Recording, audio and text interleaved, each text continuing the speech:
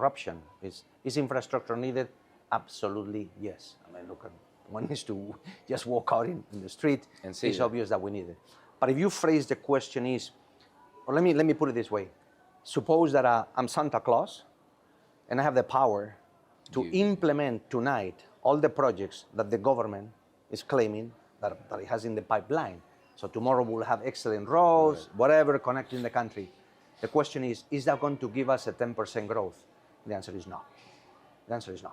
Because we need to understand what infrastructure and investment has two roles in the economy. One is in the very short run. This appears, of course, as increasing the GDP. This is an investment that goes on the demand side of GDP.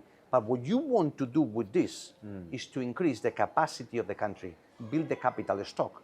But as long as we do not have trucks using those roads and trucks that transport goods, manufacture goods, to a port because they're going to be exported, they will not do much. All this will do is you and I will go much faster to Tagaytay. Yeah. You and I will but be happy. not adding to productivity in terms of economic activity. Not at all. Yeah. Not at all. As long as we do not have... Remember, productivity, Richard, is something that happens not in your car when you drive, when you come to the TV station. Productivity happens in firms. In firms. And productivity when you can export and produce and bring in the materials. All that link, exactly. And as long as we do not develop that capacity to manufacture and to export, the roads, well, they will be exhausted immediately. It will be meaning it will appear a little bit this year, GDP will increase obviously, but that's as far as it goes. That's as far as it goes. So you build infrastructure because it is supporting a manufacturing sector. We have a very, very small manufacturing sector. We have some firms, etc. But this is not South Korea 1970, 1980, Richard. It's very, very different. You want to go to that because, again, we have had conversations on this show.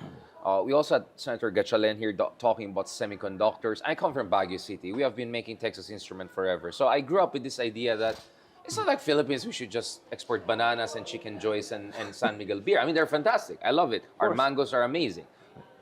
But I'm sure we can do other things, right? So I really had a hard time understanding why are we so complacent with this kind of a services, low to end, medium oriented economy? Why are we just relying on the business process outsourcing sector to generate growth and all of that? I mean, I was just looking at the numbers. It's crazy. Like Vietnam's total exports to the U.S. is almost 10 times our total trade with America, which is insane given the relationship the Philippines and the U.S. are supposed to have compared to the Vietnamese and all of that. I mean, I can go on and on and on about it.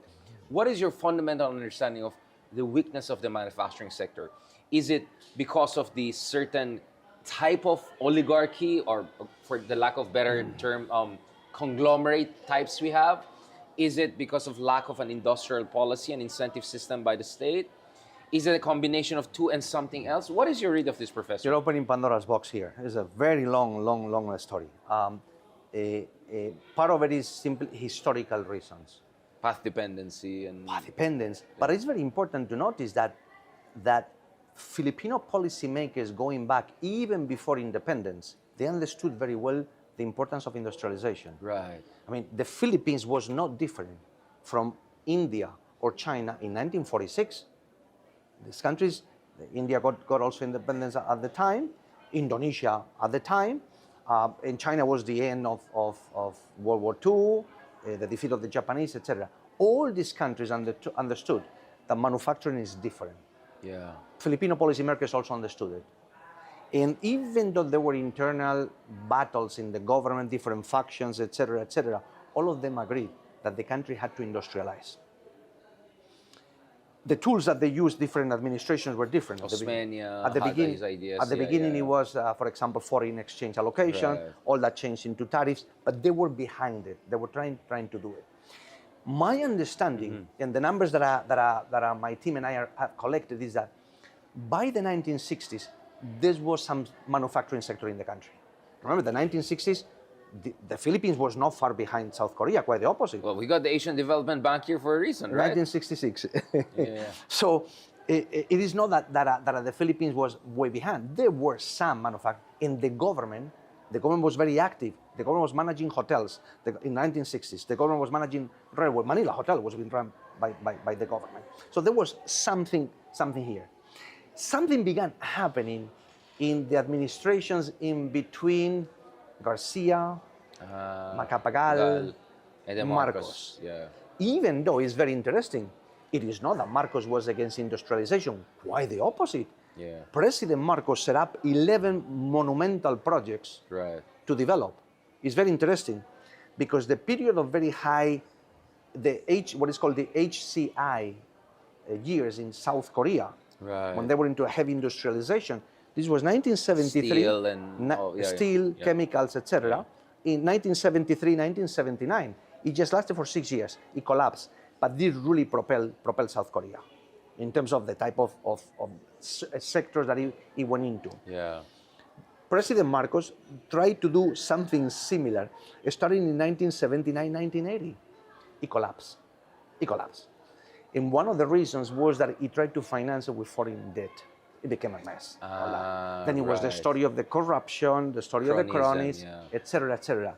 And since then, the country has not been able to really get back to that idea. So right strategy, bad execution. Terrible execution. The implementation was absolutely awful.